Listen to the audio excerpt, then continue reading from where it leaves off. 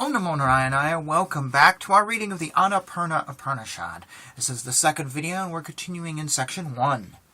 We are starting with verse 17.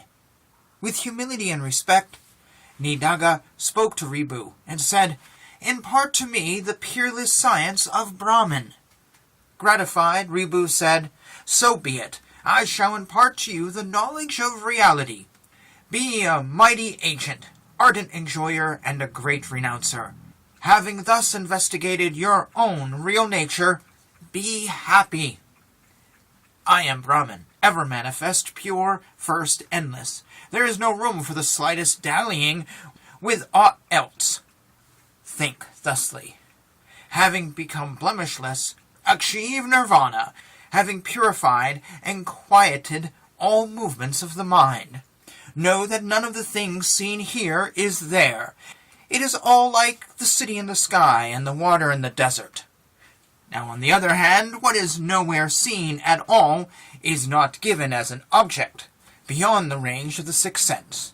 Assimilate yourself to that. Grasp that I am that which is the indestructible, infinite spirit, the self of everything, integral, replete, redundant, and partless. Due to the absolute contemplation of absence, when the mind dwindles, there results the state of the being in general. Delete that part. Of that whose essence is unqualified consciousness. Surely, devoid of all objective tinge, when consciousness subsides, there supervenes the exceedingly transparent being in general that resembles non-being. For the liberated self, both embodied and disembodied, surely there occurs this ultimate perception known as the state beyond the fourth. This occurs in the case of the knower, both when he has risen from concentration and when he is established in it. Being born of awareness, this does not happen for the ignorant alone. All waverings between the states of reasoning, etc., have vanished long since. His face is steeped in the lovely light of the Brahmic bliss, and the sage attains the blessed state through right knowledge alone. The inner calm repose of him who perceives this multitude of gunas as non-self is said to be concentration. The steady mind is empty of latent impulses. The same is the state of contemplation. The same also is aloneness. Besides, it is nothing but perpetual quiescence.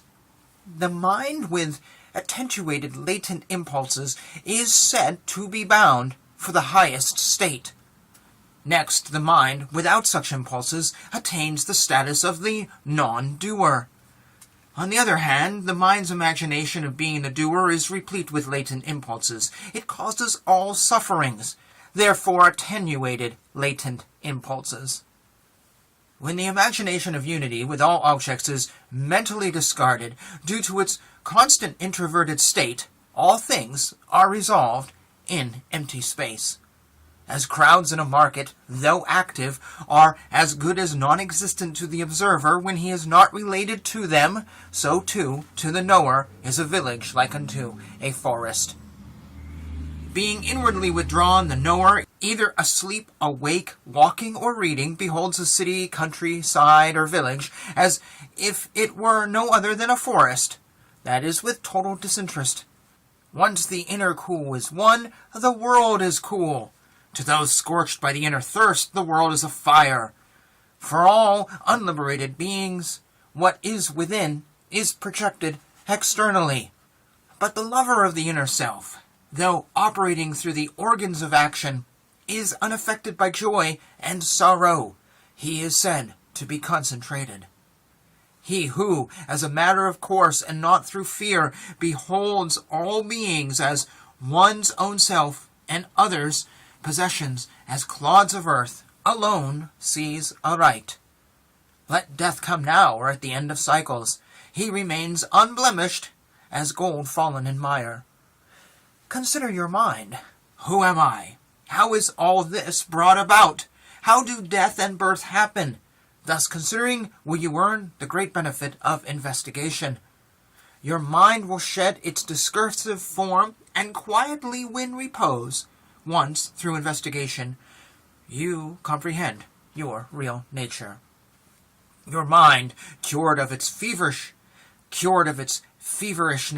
no more sinks in empirical activities as an elephant does not in the hollow made by a cow's hoof. But a petty mind does not sink in any petty affair, just as a battered mosquito does in the water collected in the hollow made by a cow's hoof. To the extent all objects are readily renounced, the Supreme Self, the transcendent light, alone remains. So long as all objects are not renounced, the Self is not one. What remains after the renunciation of the entire objective manifold is said to be the Self. Therefore, in order to realize the Self, renounce everything.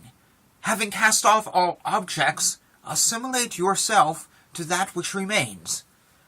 Whatever object is beheld in the world around is but the vibration of consciousness. It is nothing permanent. By the term samadhi, or concentration, we could say, the wise denote transcendent understanding that is concentrated, eternally appeased, and is cognizant of things as they are. The term concentration denotes the stable mountain-like status of the self that is unagitated, unegoistic, and unrelated to dualities. It denotes the perfected flow of the mind that is sure, choiceless, and goalless. The best of the knowers of the Vedas, the great ones, win that fourth and stable perception that is fashioned solely through a part of the light of the Spirit. It is lodged in the heart of all things, and not altogether unlike dreamless slumber, when the mind and ego subside. After liquidating the mind, with the mind, that state, that supremely divine bliss body, is automatically one. Thence follows the obliteration of all cravings for objects. Then dawns the auspicious and superbly splendid light, and then, in the case of the very best, due to the sway of even-mindedness, takes place the ineffable transformation into the self-substance. Directly experienced, indeed, as the God of gods and self of all entities, moving and stationary, is this total and infinite reality of the self, dwelling in the fast-evolving mind, which is quieted externally. The unattached, steady, and controlled mind is not in evidence in the world.